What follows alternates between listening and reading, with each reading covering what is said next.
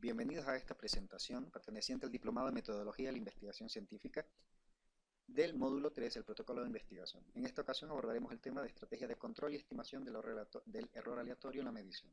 Es decir, vamos a trabajar en los aspectos relacionados a la estimación del tamaño muestral. Pues bien, algunos aspectos importantes que hay que tener claros sobre el proceso de inferencia. Podríamos agrupar los estudios de investigación en dos grandes líneas o temáticas o de estrategias de desarrollo en función, digamos, de los objetivos del estudio que los estudios se propongan. En una primera línea podríamos agrupar a todos los estudios de tipo descriptivos, que serán aquellos que en los títulos propongan, o dentro de sus objetivos propongan describir la distribución y frecuencia de un fenómeno de salud en un grupo poblacional. Un ejemplo podría ser un estudio que tenga como propósito determinar la magnitud, medida en tasas por mil, de usuarios en un servicio hospitalario afectados por enfermedades nosocomiales en un periodo de tiempo determinado. Pues bien, para dar respuesta a este tipo de preguntas, es muy habitual hacer uso de muestras aleatorias y en este caso también representativas de la población o de los usuarios que habitualmente acceden a este servicio. ¿Representativa en función de qué? Bueno, en función a posibles factores confusores, es decir, que tengan alguna o de alguna forma predigan el efecto a medir o distorsionen las mediciones que podamos tener del efecto a medir. Por ejemplo, el tipo de diagnóstico, la gravedad de la lesión por la que ingrese, el servicio de internación que lo ingrese, la duración de la estancia, etc. Una vez seleccionada la muestra y recolectada información, pues procederíamos a estimarlos a realizar las mediciones para la estimación de los parámetros requeridos. En este caso, lo que podríamos estar analizando es proporciones, como por ejemplo prevalencia e incidencias, o en algunas situaciones, pues medir medias, tasas, medianas, eso en función de la información que hayamos contemplado recolectar y las estrategias de análisis estadísticas que hayamos propuesto analizar. Y finalmente, para realizar la medición, en este tipo de estudio hay que ubicar los diseños más eficientes, es decir, que nos permitan obtener la mejor calidad y cantidad de resultados a unos costos, a una relativa, digamos, costos factibles de desarrollar o de cubrir por parte del investigador. En este caso, dentro de los diseños más eficientes para responder a preguntas de estudios descriptivos, podríamos identificar los estudios no experimentales, entre ellos los ecológicos y los transversales. Procederemos a desarrollar diseños ecológicos cuando contamos con registros poblacionales en bases de datos y utilizamos estos registros ya existentes para realizar procesos sistemáticos de análisis de información. Transversales, pues cuando no contamos con registros requeridos en sistemas de bases de datos y nos damos a la tarea de recolectar los mismos a través de instrumentos tipo encuesta. Otro tipo, la otra línea de proyectos que podríamos identificar son los de tipo analítico. Son aquellos en los cuales los objetivos contemplados estén dirigidos a analizar los mecanismos de causación implicados en un fenómeno de interés. Es decir, analizar factores de riesgos asociados a un problema o de factores determinantes asociados a un fenómeno. Ejemplo de ello podría ser, por ejemplo, podríamos identificar como un estudio analítico aquellos que tengan un título similar al del ejemplo, que reza de la siguiente manera: identificar factores de riesgo intrahospitalarios que aumentan la probabilidad de infecciones nosocomiales en usuarios de un servicio. Vean, son dos preguntas diferentes, una de tipo más bien descriptivo, en el primer ejemplo, y en esta más bien de análisis de relaciones de causalidad. Es decir, buscamos factores de riesgo que aumenten la probabilidad de infección nosocomial en los usuarios de un servicio. Pero vean que para dar respuestas a ambas preguntas utilizamos estrategias diferentes. En el segundo caso, por ejemplo, vean que acá, cuando estamos analizando relaciones de causalidad, muchas veces utilizamos muestras que comparan a grupos de sujetos. Es decir, a grupos de sujetos que cuentan con el factor de exposición de interés versus grupos de sujetos que no cuentan con el factor de exposición de interés. Y lo que analizamos es en qué medida la frecuencia o la aparición del problema analizado o el efecto esperado se presenta en mayor o menor cantidad en los expuestos versus en los no expuestos. Si el problema de salud analizado se presenta en mayor proporción o en mayor cuantía, mayor frecuencia relativa entre los expuestos, decimos que el factor de exposición está relacionado a una mayor probabilidad de ocurrencia del fenómeno de efecto de interés y viceversa. Entonces, es a través de la comparación de sujetos que difieren en la cantidad, frecuencia o gradiente de exposición que podemos llegar a conclusiones en relación a asociaciones causales. Pues bien, Para analizar y para medir estas fuerzas de asociación, vamos a utilizar, digamos, medidas epidemiológicas del tipo de diferencias como el RAE, que se estructura a partir de la medición de la incidencia de expuesto restando la incidencia no expuesto, o de medidas de asociación de tipo razón, como el riesgo relativo o la razón de momios, que ya hemos visualizado en el módulo de epidemiología. Ahora, vean ustedes que los diseños más eficientes para el desarrollo de este tipo de investigaciones que dan cuenta de factores de riesgo, factores causales, pues suelen ser los experimentales, que son además los que permiten controlar una mayor cantidad de variables potencialmente confusoras, pero también tenemos los no experimentales tipo cohortes o los de casos y control. Pero estos son los estudios más eficientes para lograr mejores resultados a costos relativamente eh, que habría que valorar si son realmente asumibles por los equipos. Recuerden que los estudios experimentales, por las logísticas que implican, son los tipos de diseños más costosos. Pues bien, la idea es, vean, lo importante es visualizar que muchas veces dentro de las preguntas o dentro de los protocolos podemos incluir preguntas de los dos tipos dentro del mismo protocolo. De tipo descriptivo, describir la distribución y frecuencia de un fenómeno, y además preguntas de tipo analítico. Tengan en consideración y valoren que potencialmente se están comprometiendo a responder estas preguntas a través de dos diseños diferentes. Entonces, probablemente, aunque estén proponiendo un único protocolo de investigación, es probable que realmente dentro de ese protocolo de investigación realmente estén dando cuenta de dos investigaciones simultáneas, de dos estrategias metodológicas integrando un mismo protocolo de investigación. ¿Para qué queremos esto de todas maneras? Vean que el trabajo a partir de muestras tiene como objetivo realizar inferencias. En el caso de estudios de tipo descriptivo, recuerden que las inferencias, a partir de lo que calculamos en nuestras muestras, podemos hacer inferencias en relación a lo que nosotros esperamos o pronosticamos que puede estar ocurriendo en la población general. Pero hay que ver que cuando tenemos estudios de causa-efecto, vean que la dirección de la inferencia va en sentido de establecer si de forma natural esperamos que se verifiquen en naturaleza realmente relaciones de tipo causa-efecto entre las variables analizadas. Entonces, las inferencias van dirigidas a la relación causa-efecto que se está analizando. Y eso hay que tenerlo muy, muy claro. Entonces, vean que realizar inferencia a partir de los datos de un estudio dista mucho de ser un proceso lineal y mecánico de extensión de los resultados a lo que pasa en un grupo poblacional representado por una muestra. Es un poco más complicado que simplemente hacer esto, y de esto vamos a hablar, digamos, en estas 2 semanas, en la semana 3 y 4. Para ello, bueno, dar cuenta, ¿no? El proceso de inferencia es básicamente una forma de predecir el comportamiento de un fenómeno a partir de la identificación y estudio del comportamiento de variables que influyen en el mismo, y esto normalmente lo hacemos en pequeñas muestras. Las predicciones que hacemos no son de este tipo, no son predicciones antojadizas, sino más bien predicciones basadas en las tendencias de los datos que recolectamos, es decir, basadas en información estadística en este caso. Y para ello, la estadística pues, nos propone dos tipos de recursos: intervalos de confianza y las estimaciones a partir de la estimación puntual. Y aquí comienza la parte interesante y compleja de las inferencias estadísticas. Veamos algunos elementos que deben de tenerse en cuenta para la interpretación y la estimación adecuada de los datos estadísticos. En primer lugar, el primer elemento es definir el tipo de estudios que estamos realizando y la dirección de la inferencia. Entonces, ya habíamos dicho que hay al menos dos tipos básicos de estudios, y las direcciones de las inferencias son, valga la redundancia, pues en sentidos diferentes. Uno dirigido a población general, que son los descriptivos, y otros que hacen inferencia relacionada en dirección al mecanismo causa-efecto que estamos analizando, y vemos si de forma natural es posible encontrar que estas asociaciones se presenten o no se presenten. Hay información estadística a partir de nuestra muestra que soporte las conclusiones de que estas relaciones causa-efectos también las podemos encontrar de forma natural o dentro en la naturaleza. El segundo elemento a identificar es los errores cometidos por el investigador en el proceso de medición.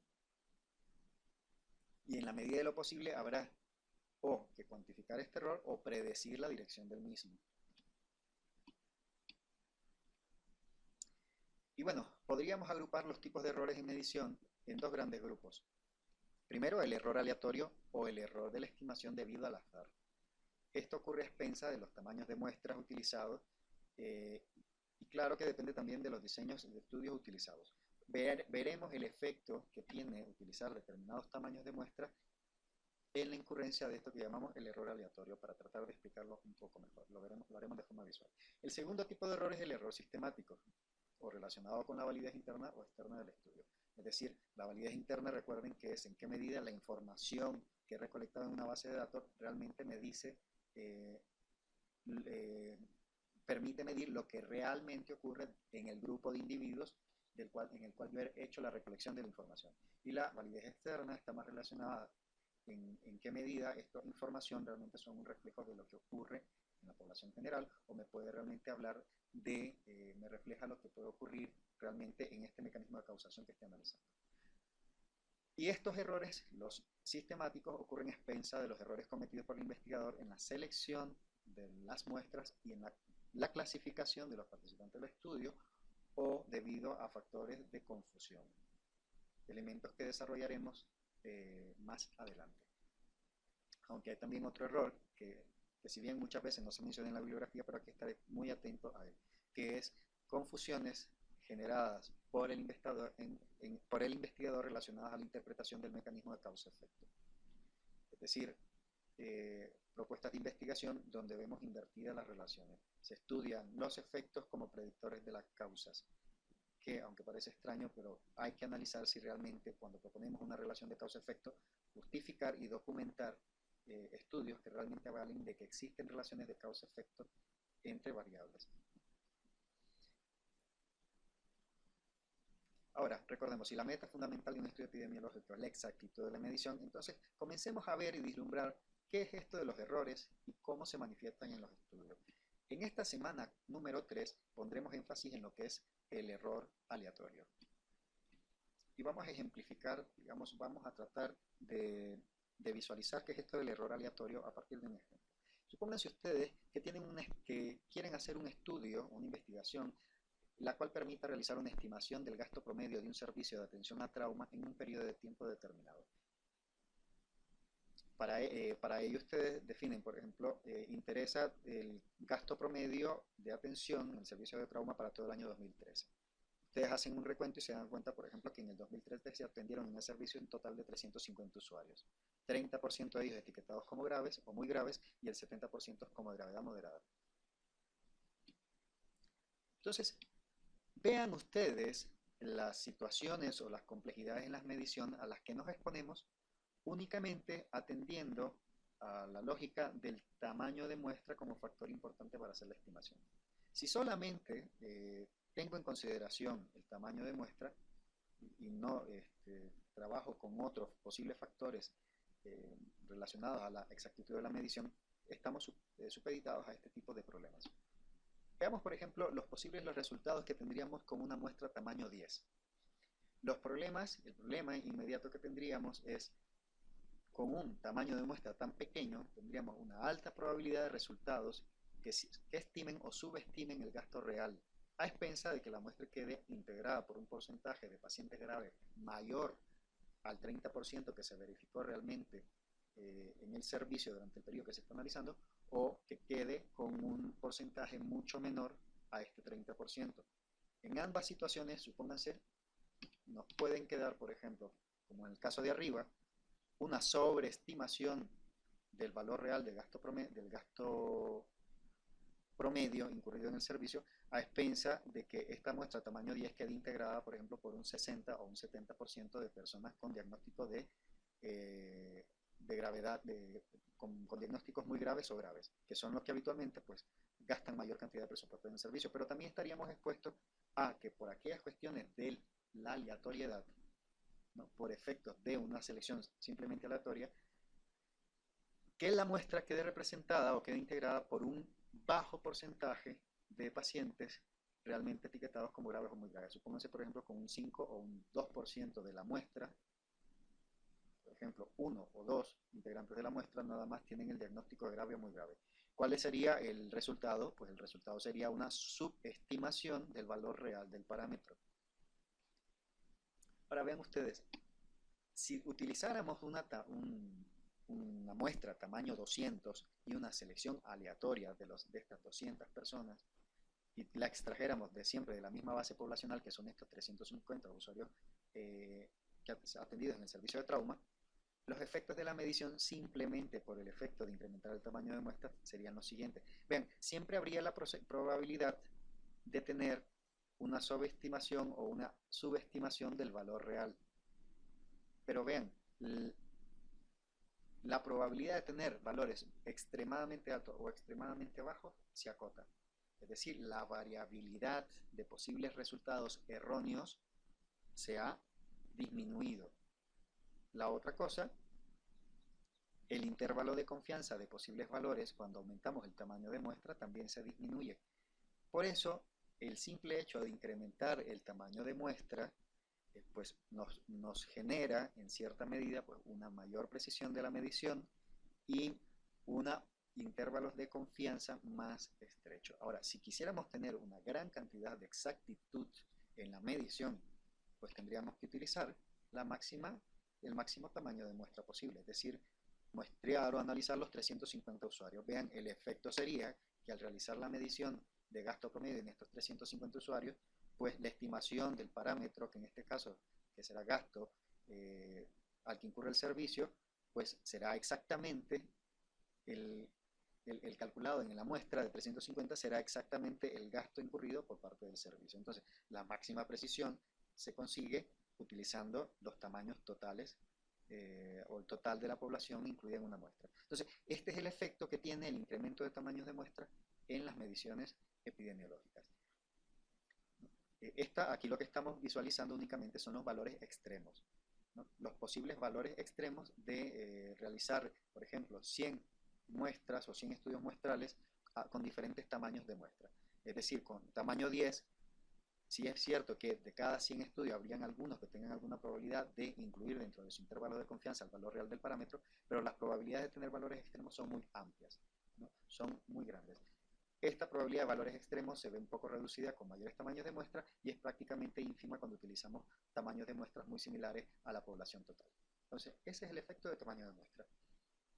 Entonces, una estrategia de controlar el error aleatorio o de dar mayor precisión en el estudio es aumentar el tamaño de muestra. Ahora, también hay otras estrategias que yo creo que valdría la pena también que ustedes contemplaran y visualizaran como muy importantes, porque estas no dependen del tamaño de muestra, sino están dirigidas más bien a modificar elementos en el diseño del estudio para aumentar la eficiencia con que se obtiene la información. Entonces, habíamos dicho, B, estas son posibles mediciones o valores, situaciones extremas que podríamos encontrar con un tamaño de muestra 200 para estimar el gasto real en ese servicio. Y la máxima precisión la encontraríamos con un tamaño de muestra 350, o sea, incluyendo a todos los usuarios atendidos. Vean qué pasa con resultados con un tamaño de muestra tamaño 100 si hacemos algunas modificaciones en el diseño de estudio. ¿Qué tipo de modificaciones? Vean entonces, generamos algunos criterios de inclusión para el desarrollo de esta muestra. Entre ellos, que esta muestra sea representativa de la población a la cual se quiere hacer inferencia en relación a la estructura de pacientes etiquetados como graves y muy graves. Eso implicaría que dentro de la muestra o nuestra muestra tendría que estar integrada por un 30% de pacientes graves o muy graves y un 70% de pacientes con gravedad moderada. Nuestra muestra. En ese caso, tendríamos una muestra tamaño 100 y además representativa para la población general en relación a los criterios de gravedad de los pacientes atendidos. El efecto en la medición, miren, a pesar de que el tamaño de muestra es menor, la probabilidad de valores extremos que sobreestimen o subestimen el valor real del parámetro se limita mucho más que logrado por tamaños muestrales más grandes que el utilizado en esta muestra.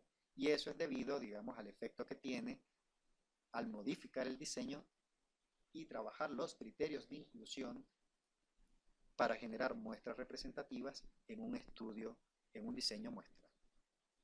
Entonces, la máxima precisión en la medición se obtiene a través de dos estrategias. Uno, utilizando tamaños muestrales suficientes y dos, trabajando los conceptos de representatividad de las muestras aleatorias. Entonces, ¿para qué tienen que ser ¿En función de qué se trabaja la representatividad? Pues bien, como ustedes ven en este ejemplo, lo que hay que identificar primero la variable de efecto, en este caso gasto promedio.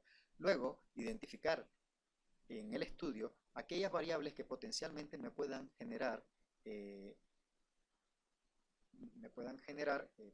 o me puedan predecir variaciones en la estimación del gasto promedio. En este caso, tendría que identificar variables predictivas que me puedan modificar la estimación de esta variable. Por ejemplo, la gravedad y severidad de las lesiones de los usuarios. Sabemos que el gasto de los usuarios graves o muy graves es muy superior al gasto en atención en salud que se aplica a los pacientes con gravedades leves a moderadas.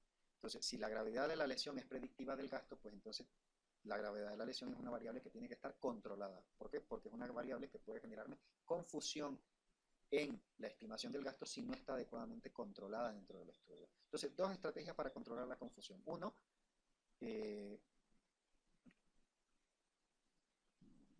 utilizar estas variables confusoras o necesarias a controlar como criterios de inclusión o exclusión dentro de la muestra, generando así representatividad de la muestra en función a la distribución de estas variables. La otra, cuando no la hemos incluido dentro de la estructura y diseño de las muestras, pues realizar las estrategias de control de confusión en las mediciones estadísticas. Esos son procedimientos que más adelante veremos dentro de los procesos de control del error. Entonces, al controlar una variable clave que predice el efecto, mejoramos el contenido total de la información de los datos con respecto al número total de sujetos de estudio. Entonces, mejorando los diseños, mejoramos la eficiencia del estudio al requerir también un menor volumen de sujetos de estudios para lograr un determinado nivel de precisión deseado.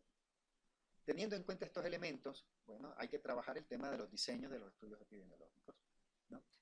El tema de representatividad de las muestras en función, digamos, de variables que sean predictivas del efecto que estamos analizando, para evitar tener estas confusiones que generen sobreestimación o subestimación del valor real de esta variable.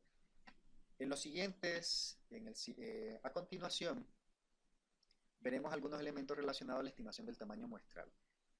Por el volumen, digamos, de información concerniente a esta fase, lo que vamos a hacer, o lo que he propuesto es desarrollar una serie de pequeños videos tutoriales que nos enseñarán a cómo estimar tamaños muestrales suficientes para diseños de investigación, tanto para estudios descriptivos como de tipo analítico.